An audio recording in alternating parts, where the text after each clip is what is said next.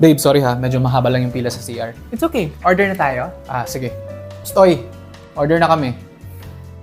Isang sisig, isang salad, isang carbonara, dalawang...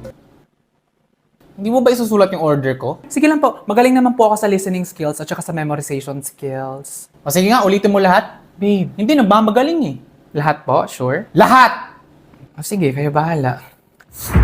5 minutes ago, dumating kayo sa restaurant na to, tapos dumiretso na kayo sa table ninyo. Pero nag-excuse muna si sir sa inyo, ma'am, kasi sabi niya na magsi-CR siya. Pero ang totoo, dumiretso ka sa parking lot kasi may tumawag sa cellphone mo na ang pangalan ay Paring Mike.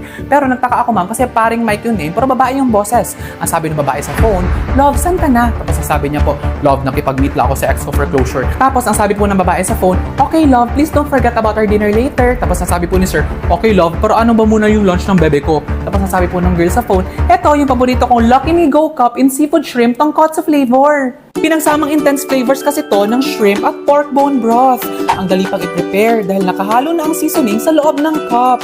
Just add hot water and mix well para angat talaga ang seafood sarap. Angat naman kasi talaga ang seafood sarap ng Lucky Me Go Cup. Huwag mo i-change yung topic. Tapos binaba niya na po yung phone, pumasok siya dito sa restaurant, tinawag niyo ako, tapos umorder siya ng isang sisig, isang salad, isang carbonara, at saka dalawang kanin. Oh, di ba sir, sinabi ko na sa'yo na level up talaga yung memorization at saka listening skills ko. Ano ka ngayon?